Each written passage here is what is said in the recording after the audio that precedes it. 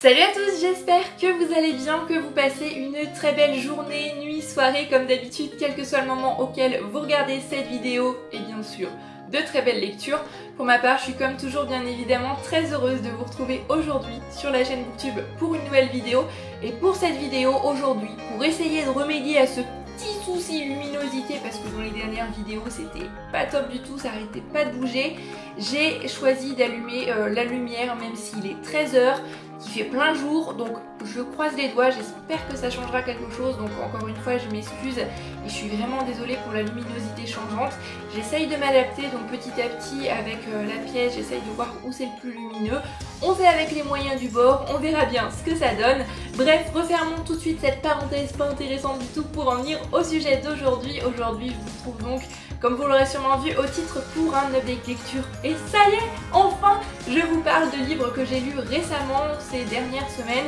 Donc ça devrait être encore assez frais dans mon esprit, même si j'ai pas pris de notes, ça devrait le faire. Et on commence sans plus tarder, pour éviter que cette vidéo ne soit trop longue, avec le premier livre dont je voudrais vous parler. Un livre qui m'a remué, chamboulé. Enfin, je l'ai fini dans un état... C'était presque des sanglots, les larmes qui coulaient. Ce livre, c'est un immense coup de cœur. C'est My Sister's Keeper. Je l'ai lu en VO, mais en français, il est paru sous le titre Ma vie pour la tienne chez J'ai lu en poche. C'est en grand format, il me semble que c'est chez Albin Michel. C'est un livre de Jodi Picoult. Et chose assez rare, en fait, si j'ai choisi de lire ce livre, c'est parce que j'avais déjà vu le film il y a quelques années maintenant. Et c'est un film qui m'avait remué, chamboulé. Je ne m'en souvenais plus vraiment dans les détails, je me souvenais plus exactement de la fin, mais je me souvenais vraiment de l'impression très vive que ça m'avait laissé. Et je m'étais toujours dit, waouh, là il va falloir que je découvre cette autrice déjà qui a fait cette histoire, Jodi Picoult donc, et que je découvre l'histoire originale, le roman en fait.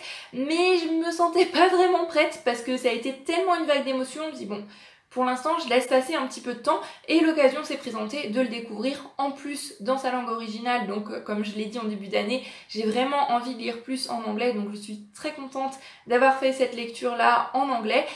Et voilà, ça a été encore une fois les mêmes sensations. Pour voir si c'est exactement la même fin, il faudrait que je regarde le film, mais je suis vraiment pas prête pour l'instant. Enfin, vous vous demandez peut-être de quoi parle ce livre, donc sans plus tarder, je vous lis le résumé, puis je vous retrouve après comme d'habitude pour vous en parler un petit peu plus. À 13 ans, Anna a déjà subi de nombreuses interventions et transfusions afin que sa sœur aînée Kate puisse combattre la leucémie qui la ronge depuis l'enfance. Anna sait qu'elle a été conçue pour être génétiquement compatible avec Kate et qu'elle est son seul espoir. Cependant, lorsqu'on lui demande de faire le don d'un rein, l'adolescente refuse. Elle veut disposer librement de son corps et ira jusqu'au bout pour se faire entendre. S'inspirant d'un fait réel sur une enfant médicament, voici un récit choral subtil et profondément humain. Je trouve que ce résumé transmet vraiment bien l'ambiance du livre. C'est vraiment un livre très fort, un livre très humain, un livre qui va nous amener à réfléchir sur la morale, sur l'éthique, sur plein d'autres petites questions, mais aussi sur l'amitié, sur les liens fraternels, sur la famille en général, et des sujets peut-être un petit peu moins lourds. Les premiers amours, la maladie, c'est un très très beau livre. Et ce que j'ai aimé, c'est que c'est un récit choral, on a le point de vue de plusieurs personnages et j'ai trouvé que c'était vraiment bien adapté ici, parce que même si on peut avoir son avis sur la question du bébé médicament, ces choses-là, en étant dans la tête de certains personnages, même si on n'est pas forcément d'accord avec eux, ben on les comprend. Et on comprend ce qui les a poussés à faire ça, ce qui les pousse à agir comme ils agissent au jour d'aujourd'hui. Et voilà, c'est un livre qui nous fait nous poser des questions, c'est un livre qui nous retourne, c'est un livre qui nous remue vraiment. La fin, je ne m'en rappelais plus comme je vous le disais, et je m'attendais pas à ça. Mais ça m'a surprise et ça m'a énormément touchée. J'essaye de vous en parler, mais rien qu'en vous en reparlant, ça me ramène toutes les émotions que j'ai eues au moment de lire ce livre. C'était juste... waouh, les personnages sont terriblement attachants. J'ai eu beaucoup de mal à tourner la dernière page, à quitter ces personnages, à leur dire au revoir. Et waouh, c'est un livre très très fort, un livre qui va rester un long moment dans mon esprit.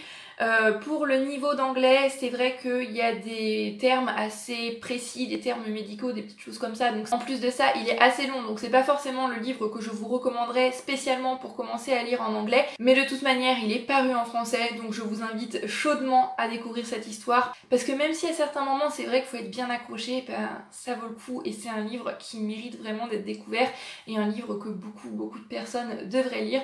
En tous les cas, pour ma part, je suis très contente de l'avoir fait et puis j'espère un jour revoir l'adaptation. Donc Là, je vais laisser mes émotions se calmer un petit peu, je vais laisser passer un petit peu de temps, mais je pense que je la reverrai à nouveau un jour.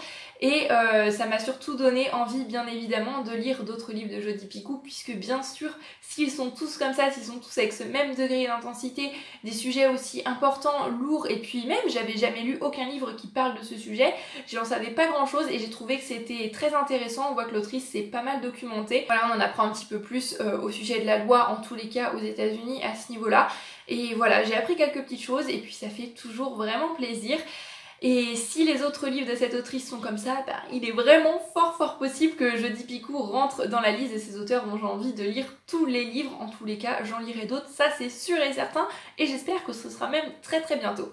Après avoir terminé cette lecture, j'avais envie de quelque chose d'assez léger et je me suis tournée vers un livre qui me semblait assez drôle. En plus de ça, c'était dans le rayon ado de la médiathèque, donc je me suis dit voilà, c'est une petite lecture bonbon, une petite lecture douceur, ça va se lire très rapidement. Après la lecture un petit peu lourde avant, c'est parfait.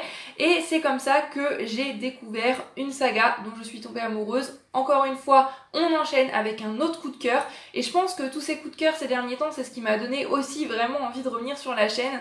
Et ce livre, vraiment, je l'ai adoré. Et j'ai juste hâte de continuer la saga. Vous en avez peut-être déjà entendu parler parce que j'en avais déjà entendu parler sur quelques chaînes. Enfin bref, trêve de suspense.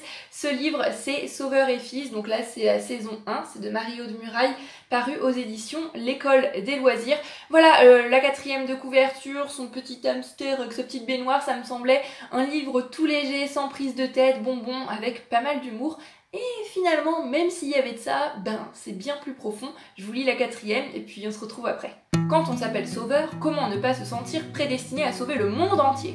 Sauveur Saint-Yves, 1m90 pour 80 kg de muscles, voudrait tirer l'affaire Margot Carré, 14 ans, qui se taillade les bras, Ella Cuipens, 12 ans, qui s'évanouit de frayeur devant sa prof de latin, Cyril Courtois, 9 ans, qui fait encore pipi au lit, Gabin Poupard, 16 ans, qui joue toute la nuit à World of Warcraft et ne va plus en cours le matin. Les 3 sœurs aux gagneurs, 5, 14 et 16 ans, dont la mère vient de se remettre en ménage avec une jeune femme. Sauveur Saint-Yves est psychologue clinicien, mais à toujours s'occuper des problèmes des autres, Sauveur oublie le sien. Pourquoi ne peut-il pas parler à son fils Lazare, 8 ans, de sa maman morte dans un accident? Pourquoi ne lui a-t-il jamais montré la photo de son mariage? Et pourquoi y a-t-il un hamster sur la couverture? Voilà. Que de mystère pour ce livre qui est juste génial.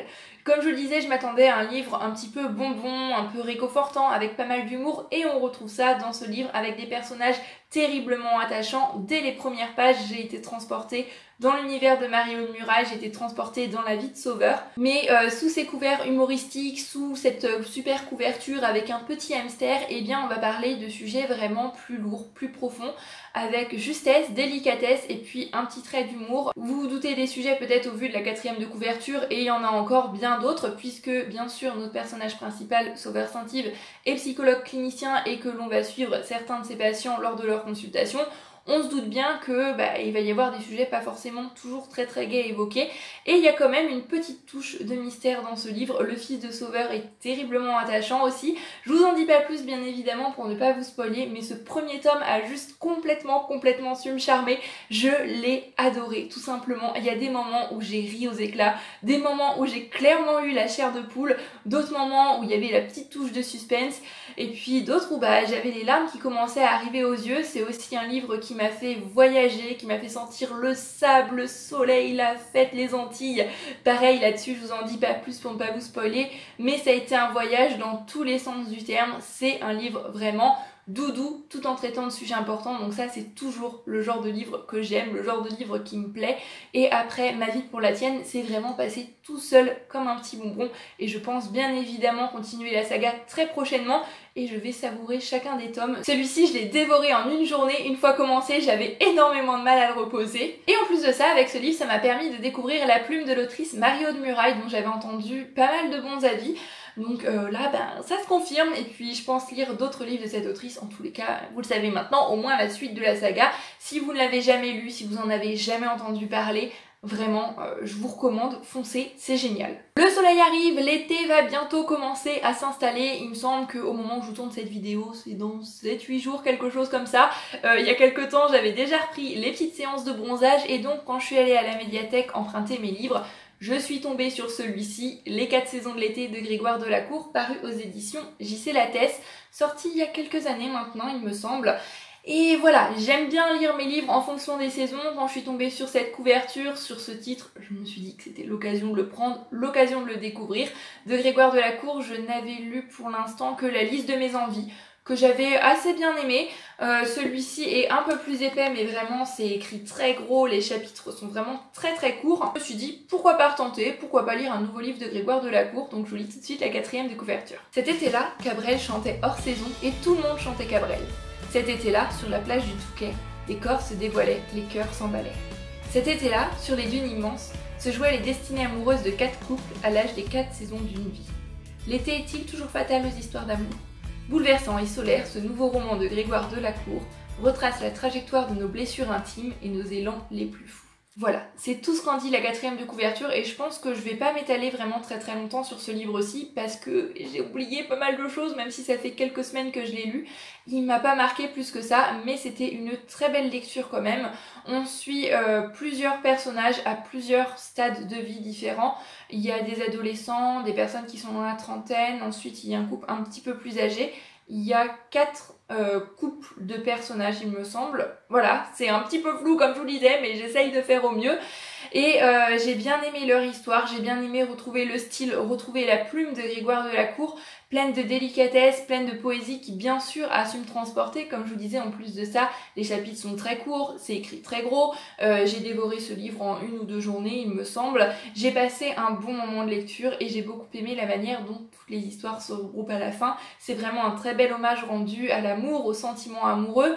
Et voilà, c'est un beau livre, mais un livre qui va pas rester franchement très longtemps dans ma mémoire. Et là, en y repensant, je repense à la liste de mes envies, et tout ce que je peux vous dire, c'est que c'est une femme qui a gagné à la loterie. Voilà, c'est tout ce que j'en retiens. Donc les livres de Grégoire Delacour, pour ma part, je vais dire que je passe un bon moment avec eux. C'est toujours un bon moment de lecture, mais c'est rien de très mémorable et de très remarquable pour moi et j'arrive pas à les garder très longtemps dans mon esprit. Mais bon moment quand même, donc si jamais vous tombez dessus, à l'occasion, je vous le recommande. En plus, pour chaque couple, à chaque chapitre, il y a un petit clin d'œil à une fleur. Et moi qui aime beaucoup tout ce qui est nature et surtout les plantes, les fleurs, bah, ça m'a beaucoup touchée. J'ai trouvé que ça ajoutait encore une touche de poésie, de romantisme et c'était vraiment beau et bien trouvé.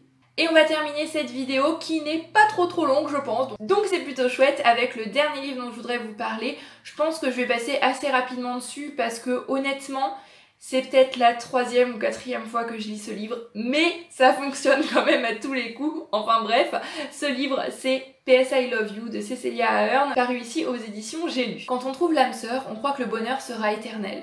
C'est ce que pensait Holly la mort de Jerry. À 30 ans, elle se retrouve seule, sans espoir. Mais Jerry lui réserve une ultime surprise. 10 lettres qui forment une liste de choses à accomplir pour réapprendre à vivre. Par-delà la mort, il lui adresse un message d'amour et de courage. Elle sera heureuse sans lui, malgré le lien fort qui les unissait. Une comédie romantique, drôle et poignante qui dépeint la vie telle qu'elle est, belle et triste à la fois. Je trouve que c'est juste tellement vrai et tellement bien dit. L'été, le soleil, la chaleur, je sais pas, moi ça me donne envie de romance, ça me donne envie de chiclite. Et donc j'étais postée devant le rayon romance de la médiathèque et il y avait bien évidemment ce livre aussi. Ce livre, La petite histoire, je l'ai lu pour la première fois il y a maintenant quelques années et j'avais énormément pleuré. Lorsque je l'ai lu la première fois, bon là j'ai eu quelques petites larmes, mais bien sûr il y a moins l'effet de surprise au bout de la 3e, 4e fois qu'on le lit, mais c'est surtout avec ce livre-là que j'ai découvert Cécilia Ahern, qui est l'une de mes autrices favorites, vraiment. J'ai adoré tous ces livres. Ça fait quelques années que j'en ai pas lu, donc j'ai un petit peu de livres de retard si je puis dire, mais c'est plutôt une bonne chose puisque j'ai quelques livres à découvrir encore de cette autrice et ça me fait juste super plaisir. Mais voilà, il y avait celui-ci, ça fait un petit moment que je l'ai pas lu et je me suis dit bon allez, voilà, c'est l'été, il fait beau, c'est le moment de se replonger une énième fois encore dans cette histoire-ci, histoire qui d'ailleurs, comme on voit sur la couverture, a été adaptée au cinéma avec Hilary Swank. Personnellement, j'ai vu l'adaptation une fois et j'ai pas trop adhéré, il manque quelques petites choses, je sais pas, j'ai pas accroché. Peut-être parce que j'avais lu le livre avant et que le livre, je l'avais tellement aimé. Bien sûr, la barre était assez haute.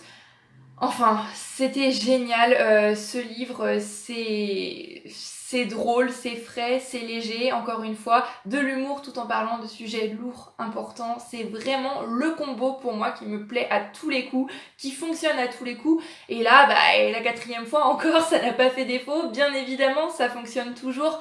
Les personnages sont terriblement attachants. C'est une histoire que je vous invite chaudement à découvrir. Je peux pas vraiment vous en dire plus si ce n'est que laissez-vous transporter par la plume de Cecelia Ahern qui vous emmène dans des aventures complètement folles, mais une fois qu'on tourne la dernière page du livre, je sais pas, on a vécu tellement de choses. C'est une histoire qui m'a aussi changé la première fois que je l'ai lu. Voilà, c'est un livre qui nous rappelle de profiter de la chance qu'on a d'être avec ceux qu'on aime à l'instant T aujourd'hui, et voilà, profiter de l'instant présent parce qu'on ne sait pas ce que demain nous réserve. Et puis amusons-nous, profitons de la vie, sourions. C'est un livre beau, c'est un livre fort, c'est un livre hilarant aussi. C'est un très très bon chick-lit, mais plus que ça pour moi, c'est une très belle histoire d'amour, une histoire d'amour tellement forte, une histoire d'amour juste tellement belle, une histoire d'amour de cinéma tout simplement. Et ce livre nous parle aussi du deuil, un sujet important, un sujet dont il n'est pas forcément toujours facile de parler, et de refaire sa vie peut-être quand on a vécu un amour aussi grand, un amour aussi fort que celui de Jerry et Holly. Voilà, ce livre c'est tellement de choses, tellement de sujets à la fois, c'est des amitiés incroyables, c'est un petit bonbon, c'est un petit régal tout en nous amenant à réfléchir. Et ça aussi, pareil, c'est le combo qui marche toujours avec moi, qui me plaît tout le temps. Enfin bref, Cecelia Ahern de toute façon, c'est clairement une valeur sûre pour ma part. Donc je ne peux que vous recommander, sûr et certain, prenez n'importe lequel de ces livres, même si personnellement celui-ci fait quand même partie de mes préférés et je pense que c'est une bonne porte d'entrée. N'importe lequel a su me charmer, ils sont tous géniaux, ils sont tous topissimes. Et voilà, c'en est tout pour cette update lecture. Donc au moment où je vous tourne cette vidéo, j'ai 2 lectures en cours. Je vous en reparlerai dans un prochain update lecture une fois que je les aurai terminées. Mais je suis à jour, ça y est, c'est bon, tous mes livres terminés, hormis ceux pendant la grande période là. Je vous en ai parlé, j'espère que cette vidéo vous aura plu. Comme d'habitude, n'hésitez pas à me laisser un petit commentaire pour me dire ce que vous lisez en ce moment, ça me fait toujours plaisir. Les avis lecture, c'est toujours bon à prendre. Pour ma part, en attendant la prochaine vidéo sur la chaîne Booktube, je vous fais à tous plein de bisous et je vous souhaite de très belles lectures. Prenez grand soin de vous. Bye bye.